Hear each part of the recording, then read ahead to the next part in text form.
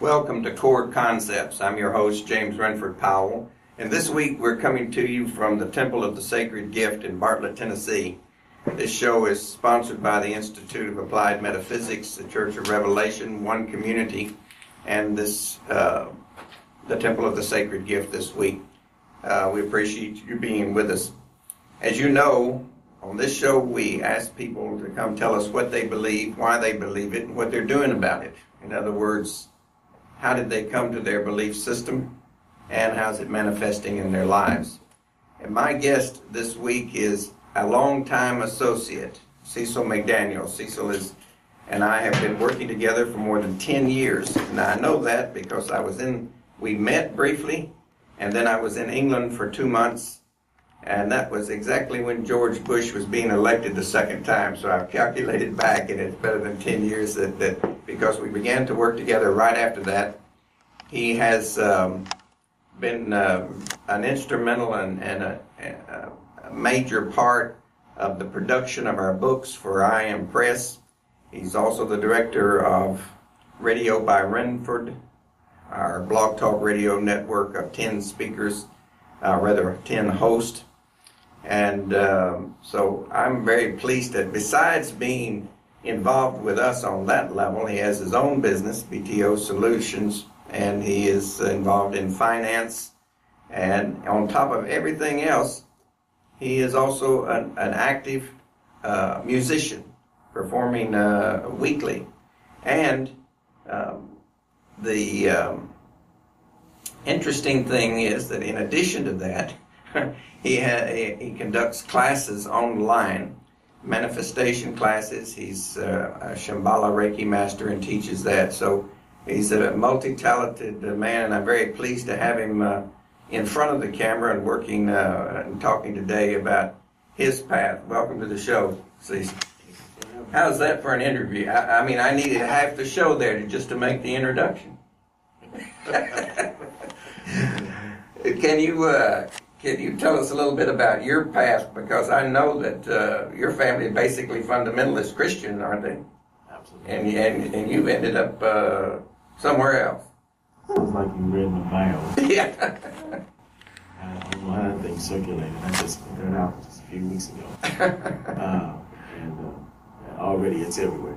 But basically I came from a fundamental Christian family background.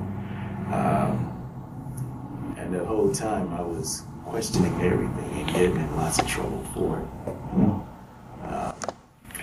To the point where my folks were saying, well, if you're going to be in this household, you're going to believe this and that and the other. So I guess about around 17 or 18, I just decided, I won't be in this household. I'll be somewhere else so I can pursue the things that I want to pursue. Carlos Castaneda got me in lots of trouble because I read that book, and I had more questions. And I had more questions than they had answers. And when I was told that you don't question the one figure, the God figure that they believe in, and supposedly that was the figure that had all of the answers, and if you can't question the answers, well, you may as well be somewhere else. So that started me to reading and researching on my own,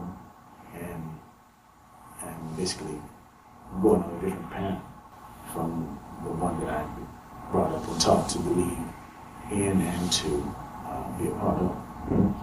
But along the way, you got very much involved in music. So I think I failed to mention that you've been involved in music production as well. Well, I got involved in music when I was probably about 3 years old. Oh, really? Yeah, basically, anything that resembled a musical instrument that I could get my hands on, I would try to play it. And then if there were no musical instruments, I would create them. I would take boxes and get rubber bands, and put them around them, different size rubber bands. And I didn't know that when I was putting these rubber bands on these instruments, that I was actually creating a guitar. So I would create those little instruments and play those instruments, and anything that was percussive, that would make a sound, struck it. I said, okay, I like that too. And actually grew up in a family where was not a lot of communication about what we did, so I didn't know that my daddy was probably a master musician. He played almost any instrument that you could put your hands on also. I got a little harmonica for New Year's for Christmas, and I had the thing, and I was just blowing mostly spit into it and getting not much out of it but spit.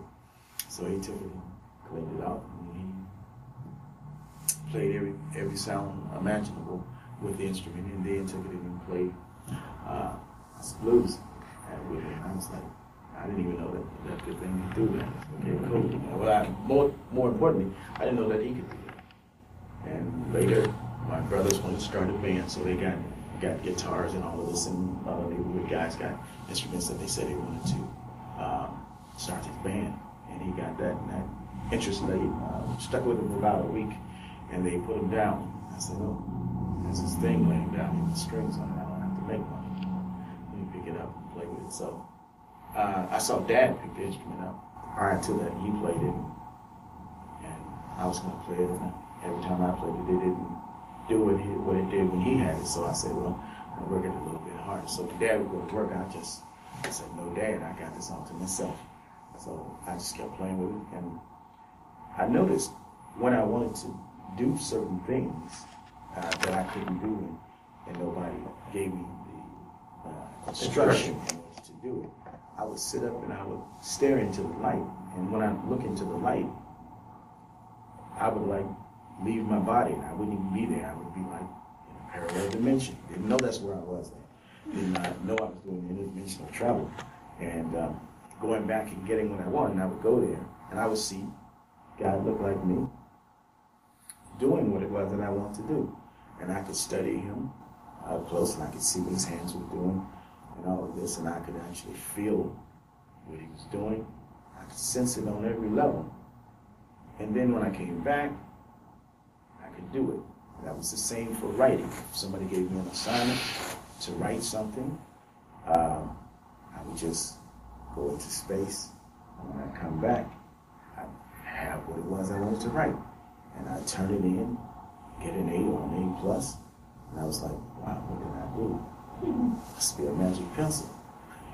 So and I went through life doing these kinds of things, and I didn't know that I was doing multidimensional travel, astral travel, this, that, and the other.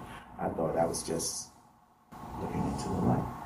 And I might add that Cecil is legally blind. I mean, he can see.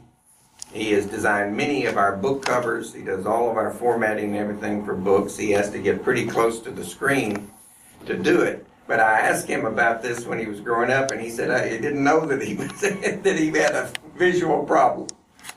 And so, has that contributed, do you think, to you being able to do a lot of those things that you've just been talking about? Being blind contributing to doing everything that sighted people do. And more. Well, I wouldn't say it did or didn't. I think what contributed to me doing more of what I wanted to do was like, I wanted to do it and didn't like the idea of being told, no, you can't do something, or the challenge. You should be limited to this or that because you're this way. Because growing up, my parents, I think they knew what it was for them to have a visually impaired child, but they didn't give me the memo. So I did everything that everybody else did. I jumped off the roofs of houses, climbed balconies, and did backwards flips off the rails, and jumped from roof to roof. Anything that anybody else did, not knowing that, hey, you don't see this other roof. You may miss this, I think I missed it a couple of times, but I'm still here, so we were made out of rubber then, so I bounced back pretty much. Now you had this music really caused you to research and go into vibrations and things of this nature to a larger degree, I think, than most people even think about. Could you tell us a little bit about that? Yeah, and to do that, I'll have to go back to the childhood again, and the visualization. As I was speaking earlier about my father being a musician and doing what he did. And he never sat down and told me that all of these people that were in my family, and I just found out even more recently, and sometimes somewhere in my early adulthood, into late adulthood, where I am now, but that very famous musicians were actually relatives of ours. And that is Bo Diddley, John Lee Hooker. And that was Hooker was on my grandmother's side of the family, my father's mother, and Robert Johnson. All of these people were actually family members of mine, people that I didn't know about. And I had uncles who were actually totally blind, who played with the blind boys of Alabama, Mississippi, these different people, all kinds of stuff. And I think it was one of those famous musicians that I'm leaving out. But I didn't know anything about any of these things, so all I knew was that I wanted to do something, and I said, I'm going to make that happen. I heard music, and the sound of music, and the music gave me a particular feeling. And I said, wow, I like the way that feels when they do this scale, when they do that. And I didn't even know they were called scales at that time. I was like, well, when they do what they do, there's the sound gave you a particular feeling. You'd feel like a vibrating sensation that would start at the spine and actually go to the crown. I was like, wow, what is that feeling? Well, later in life, I learned several things cause that kind of feeling as an adult, yeah. But I said, wow, I like that. And so I started just playing with music, and especially with the guitar, with the vibration of the strings and things. You look at this instrument vibrating, and you say, okay, that vibration feels this way when I move here or move there, or up and down the fret.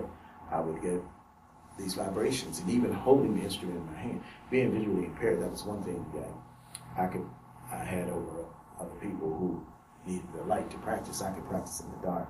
My little sister was a bit facetious when she was a child, and so she used to like to wait until I get in my practice room and practice, and then she would reach around the corner and turn the light off. And so I would be in the dark, and I was like, girl, you didn't get the memo. I was born. You were blind. So I don't need the light. And sometimes she would unplug my instrument. So what I would have is the instrument itself, and playing it and feeling the vibrations as it went through the strings. And I feel what they would feel like moving up and down my arms and things like that. And I could then connect with the music on a different level. So as a result, I developed a tone on the instrument that when people would hear me play, they would know my tone on the instrument from me. And sometimes that was even amazing for me, because I would begin recording, and I remember recording some commercials, jingles for radio shows, and things like that. And when you record so many of these things, you don't even remember all the things that you played on. So I'm riding alone in the car with somebody, and I hear this jingle playing, and I said, wow, I like what that bass player did. And I thought back, I said, wait, that thing was real good for me. And then the picture started floating back into my head. I said, that's me. I'll be cool with that. And it's just, but it was the connection, just with that sound. It brought it back to me that way. And then I said, okay, that was me. Well, you had, you're a Shambhala Reiki master. I'll have you tell us a little bit about what that is. But in your healing exercises, which you do personally or online, has that sound, that training, that what you're talking about there, been a benefit to you, or do you use that vibration in the healing? I mean, we're using energy, but I mean... I use that, and I connect that with other things. I had other attunements and different things like that, tuned to the Archangel Metatron and Archangel Uriel, these kinds of things.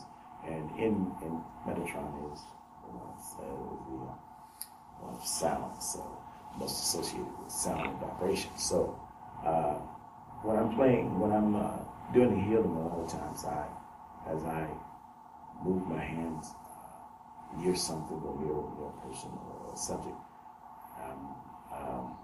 feeling the vibration, and where I feel a particular vibration, I may concentrate more in that area where that particular vibration is, and I will just maybe linger there until that vibration shifts, and I say, okay, feels like it's done. And it's a natural thing. It's not a thing that was taught. Like there was no class that taught me that when it reaches 44.1 or this or that or the other kilohertz, then that vibration means that you're done and you can move somewhere else. I never got that. So what I do is I do use those vibrations to answer your question. I do use that in my healing practices, and sometimes I even hear the sound when I'm working on something. I can hear the sound.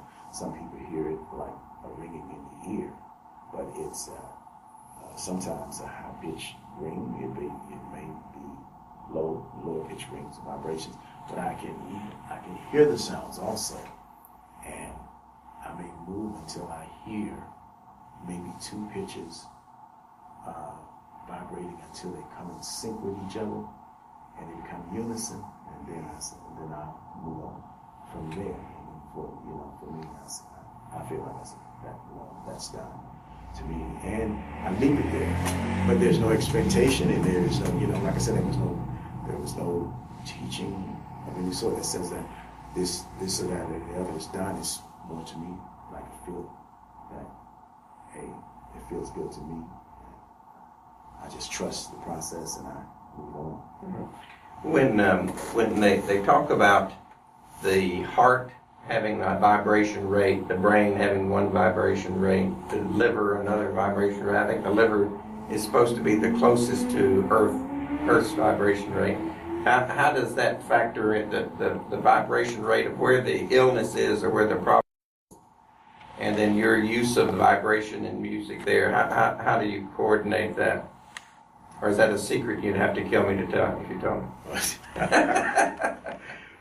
With this thing, the more people, the better, because being that everything in the universe is vibration and everything, all this vibration, in my opinion, comes from source. I stay in alignment with that in my healing process, and I read a lot of things also, and what I do is I read those things and then I put those things aside. I read them and I get an impression from them, but I put them aside and I don't let those theories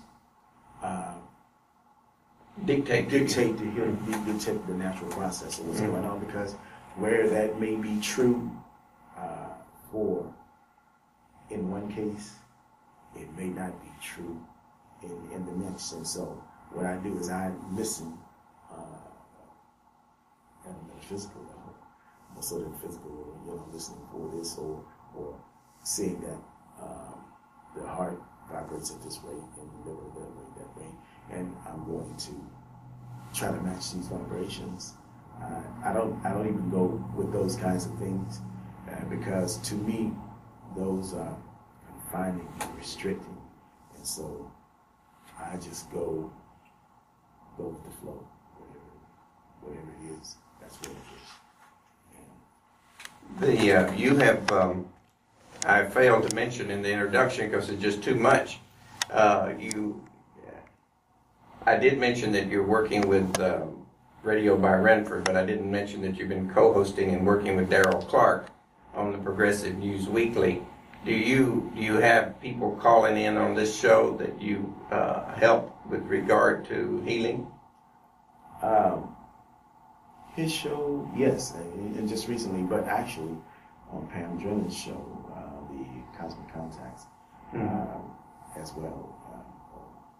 You had people calling in there? People calling in, and sometimes it's just questions about not so much as healing, but just being on the physical level. the expectation of having to adhere to this particular system, trained about, I've got to be Christian, this, that, or the other. Why can't I just be me? And so when they hear me talk and they try to figure out, well, which one of these boats do you fit in? Which one do you think is closest to you? I said, all of them are close.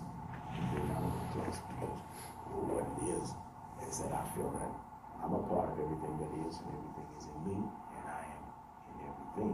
So, in that regard, I don't feel divorced from anything, no married to anything, but a part of it all.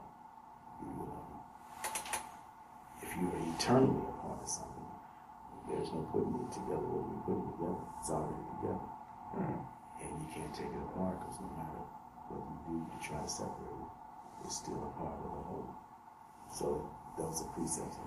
You've been doing manifestation workshops online. Can you tell us about that? That is probably the most fun because I had the opportunity to meet people in Sri Lanka. As a matter of fact, I did Shambhala Reiki attunements for people in Sri Lanka and young lady in Melbourne, Australia, people in Norway, and things of that nature. China, I was the Guangdong province of China. I had one of my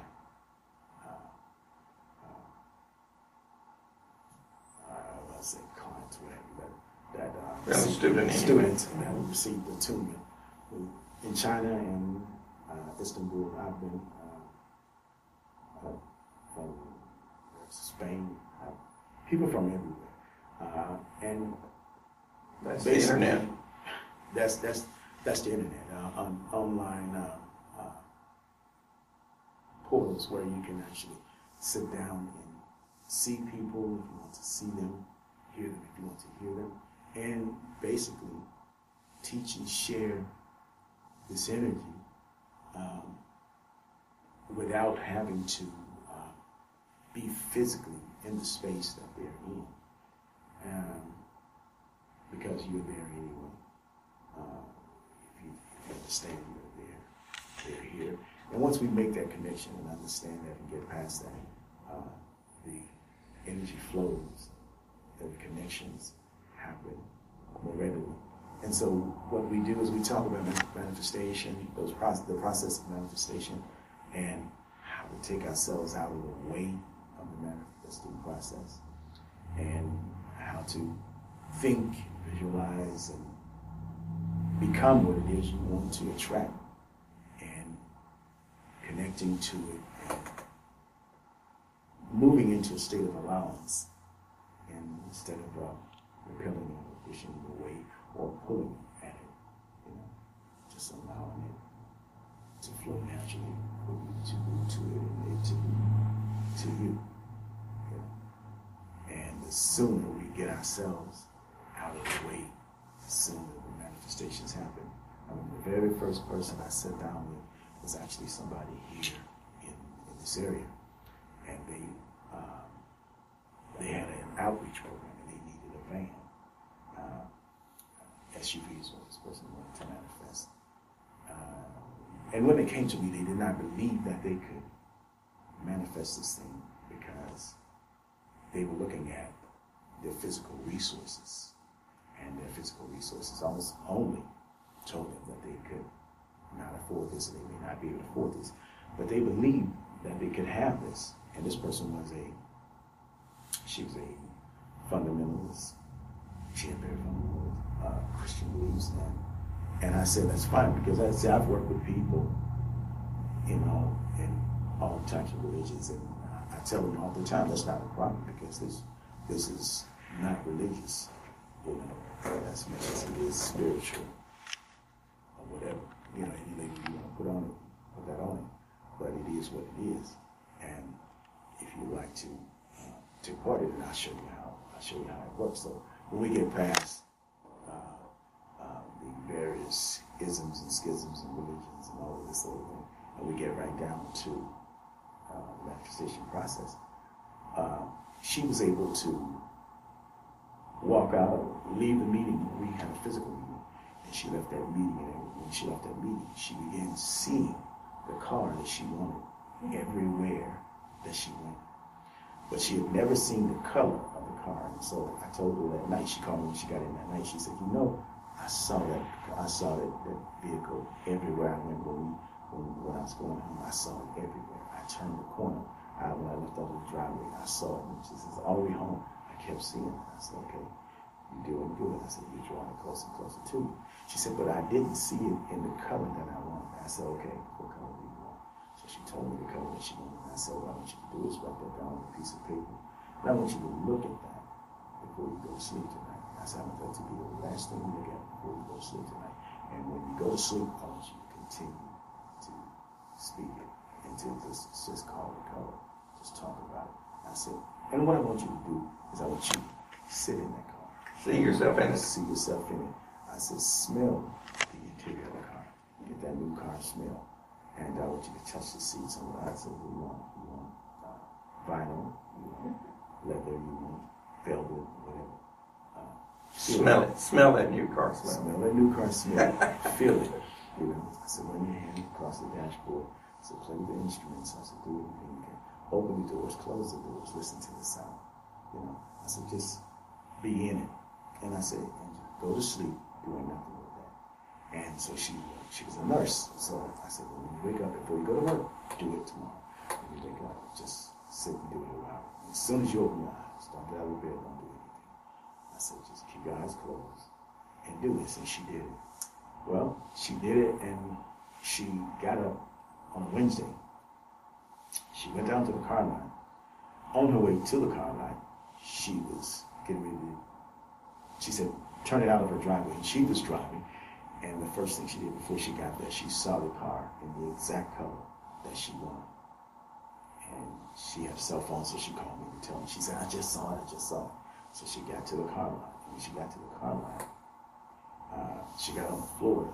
She didn't see one in the color that she wanted, so she didn't get it. She says, oh, wow, it's not even, I'm going to get it. Well, actually, they were prepping the car, the one that she, in the color that she wanted it. They were prepping it for her. I was about to say, well, they weren't prepping it for her, but they were prepping it for her. She just didn't know it. I didn't realize that they were actually prepping it for her. So when they, as she was sitting in the car talking with the salesman, sitting in his office talking with him and so forth, she came back out, and there the car was, right there. You know, it's all clean and shiny for her. And guy said, you want to test drive it? She took it around to test drive it. They allowed her to take the car home. Every time she tried to bring the car back, the guy was out for some reason.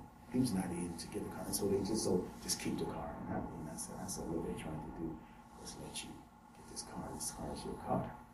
And so she kept the car up until Saturday. She was getting ready to take it back on Saturday. She says, well, I got to take the car back. And as she was backing up the driveway, the mailman was coming to the mailbox, putting something in the mail, putting the mail in. So she stopped at the edge of the driveway to get the mail on the way out. She gets the mail and goes through the mail, sees something with her name on it, she opens it up. It's a check, unexpected.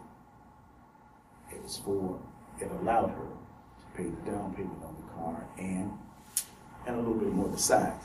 So, long story short, she was able to get this car.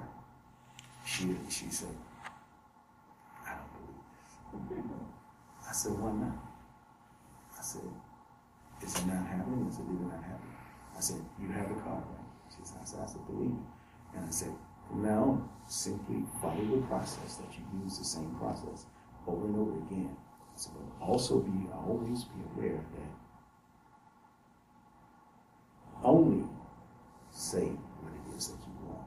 Those things that you do not want, I said, don't even speak about it. You know, if there's something you don't like, don't speak about it. Only speak about what you like, what you want, and bring that closer to you. You know, just move out of the way.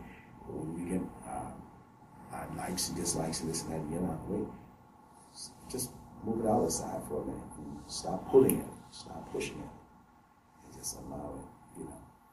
You begin to vibrate, resonate, hold the vibration, and it vibrates with you. And the process called entrainment is what brings it to you.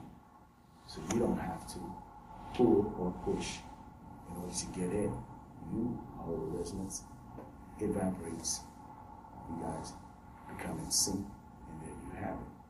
It's that simple. And I've been able to do that many times. And sometimes, even myself, as a teacher, I get surprised. I said, wow, that happens so fast. Now, I said, I know the process works, but sometimes it happens so fast. It's like, it happens that fast. I had to ask myself that question. And the thing is the moment that you ask for it, it comes into manifestation. And the sooner we get out of the way, the sooner we can. In doing this with people online, I suppose that it makes no difference whether they're in a personal meeting like you had with her or whether they're doing it online, because it's something they're doing. It's not something that you're directing. Yeah. No, I'm not doing it any more or less than they are. They're doing it. So it's about them attracting the things that they want and they desire. And when they and from time to time you have them saying, I got all these bad things happening in my life, why are these bad things happening? I must be attracted. And I said, well, maybe so, maybe it's what we're thinking. Let's look at what we're thinking. And when we examine what they're thinking, I said, now the next thing you have to do is take responsibility or ownership for what you're thinking. And they sometimes equate ownership with guilt. I said, no, it's not about guilt. I said, it's not a guilt thing because it's not a good thing or a bad thing. It just is what it is. And I said, so then there's no guilt associated with no shame or anything like that because I'm bringing all of these bad things or whatever. It's just a manifestation process. It's an immutable process, and it doesn't matter if we're thinking good things or we're calling good things to us, or we're thinking quote unquote bad things and calling these quote unquote bad things to us. It's just a process of manifestation. So change what we think and how we think, and then we change what we bring to us. Are you doing counseling with people online for other things besides manifestation? Or, are you doing anything like spiritual training or counseling with their particular problems? Actually, yes. A lot of times, even the manifestation process, the manifestation training turns into a lot more personally what's going on, because when you start to talk about those things, you find out that all of these things are interrelated. What's going on in their personal lives. And certainly, my life would go very no different. And that's the reason why when we hear that expression, being equally yoked, having somebody around you of like vibration does help. But whoever you attract into your midst, friends, spouses, whatever, it has to do with what we're vibrating. And it's not a good thing or a bad thing. It just is what it is. And so we look at those processes and we change how we think, how we process thoughts, and what we think about. We change our outcome from our inside out, manifest that external world, but it's a reflection or a mirror of the internal world. How did you get so involved with I know you did the music publishing and you've been doing the teaching, but you've also become very involved with me as far as the publishing of books. I wonder if you might talk a little bit about this, some of the aspects of the publishing business, which is interesting for somebody who has a sight impairment. Well, I noticed, being somebody who was visually impaired, that I was doing as much reading or more reading than people who had sight. I knew people with sight who had never picked up a book before outside of school. If they weren't required to read it, they wouldn't read it.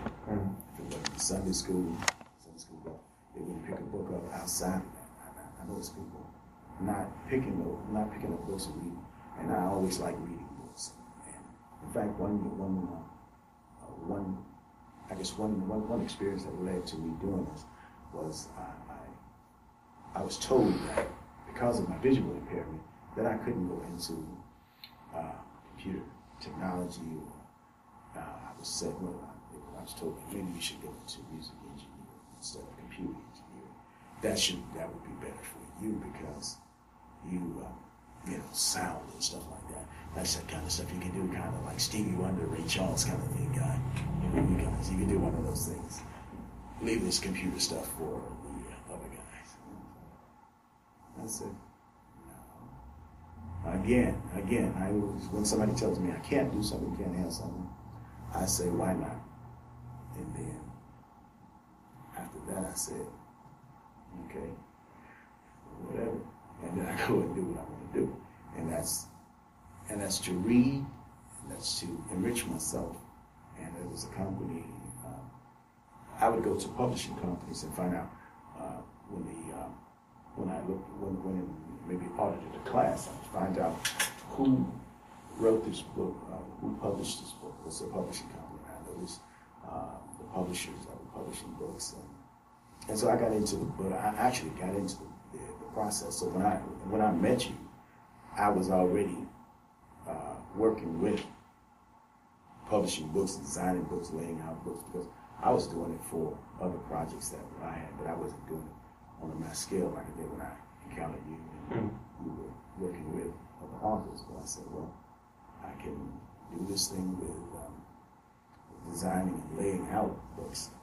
And when you came along and Powell work on a little bit there, I said, I got into it even more, and it became even easier to do because it was just something that I like to do. And I don't know if I like doing things so much because people tell me I can't do it, or I just like it just because I like it. I don't get caught up on it either way.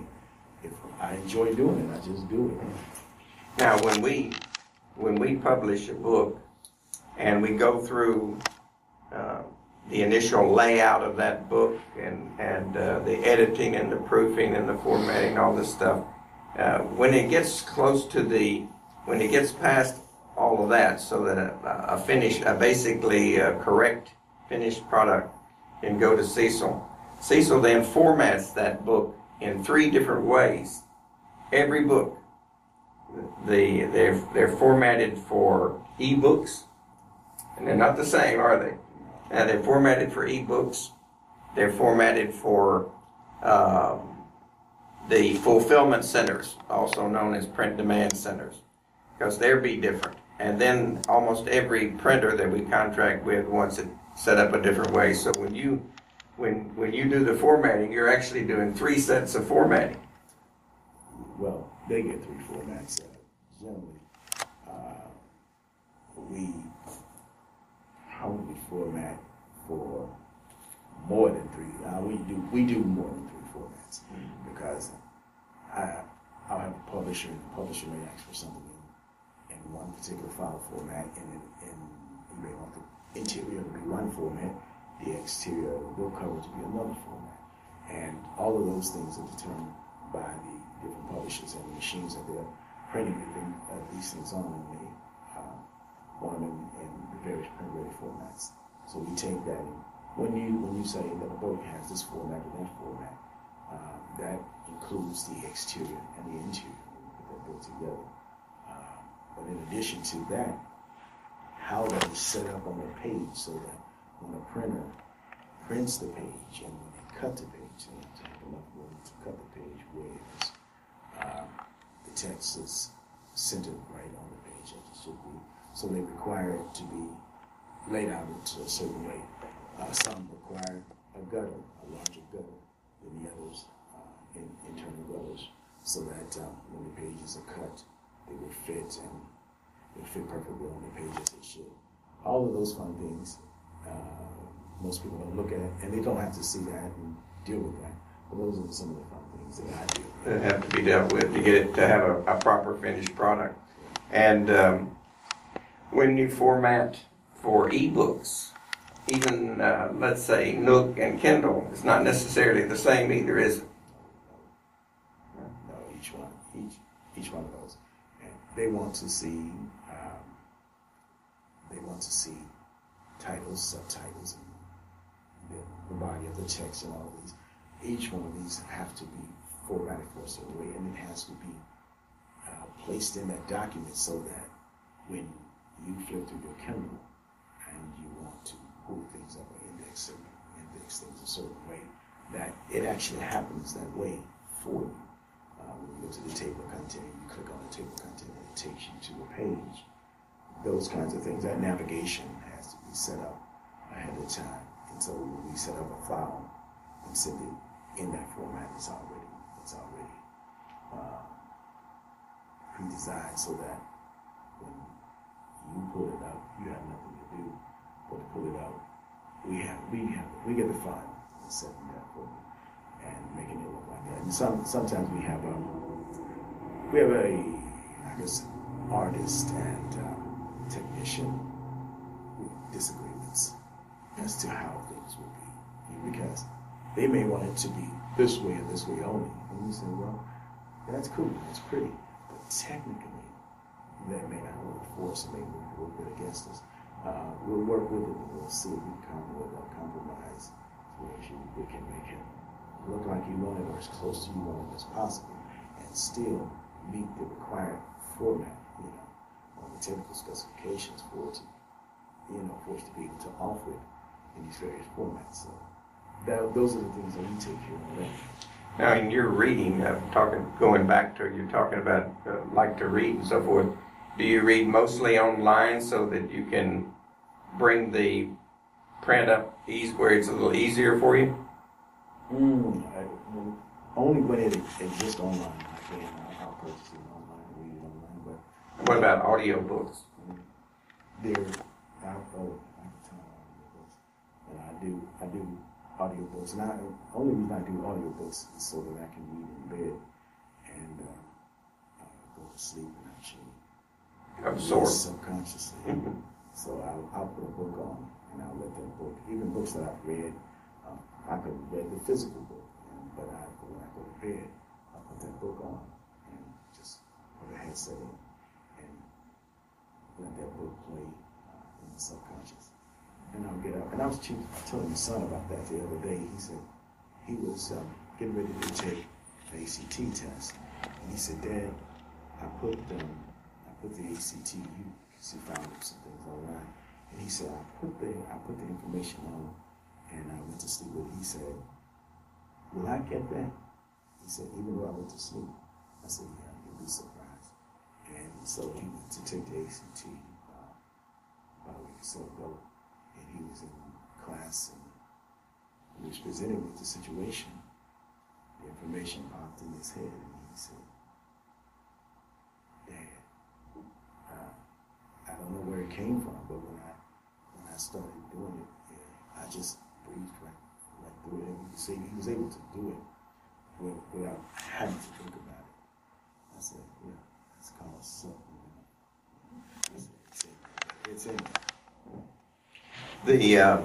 I want to come back in a few moments and let you close out the show with any message that you would like to give to our viewers, all right, because you're familiar with all of the Blog Talk radio shows being in that position and with the core concepts lectures and pretty much everything that we're doing with the Institute of Applied Metaphysics and Church of Revelation and so forth. So I'll just let you finish off the show with that. But first, if anybody would like to get in touch with you, would you like to give a phone number, email address, or I would welcome you to go to IAM-COR.org. That's the virtual campus of the Institute of Applied Metaphysics. This was designed by Cecil, and it's undergone several revisions, so you get some idea of his skills just in creating a website. And this is literally a virtual campus, and with the 3 degree levels bookstore and a lot of information about it. So you can go. I would invite you to go and see that, and as I have on numerous occasions. But you can send emails there to info@IAM-COR.org. But would you like to give a personal email address or phone number that people could contact you with? Sure. Let me say this first. Go and look at it now because I haven't told him yet, but I'm actually working on another revision for it. Nobody tells me anything. Yeah, but I'm working on another revision for it. It's about time for another revision, so we're working on another revision for it. I'll shoot it past them first, but take a look at it because it's going to change again. But yeah, you can reach me at CECIL, and it's in Mary, C is in Charlie, D is in Delta, the number 2 at gmail.com. And also, if you want to reach me by phone, 901-406-3694. Okay, that's Cecil, MCD with a 2 at gmail.com. And the area code 901-406-3694.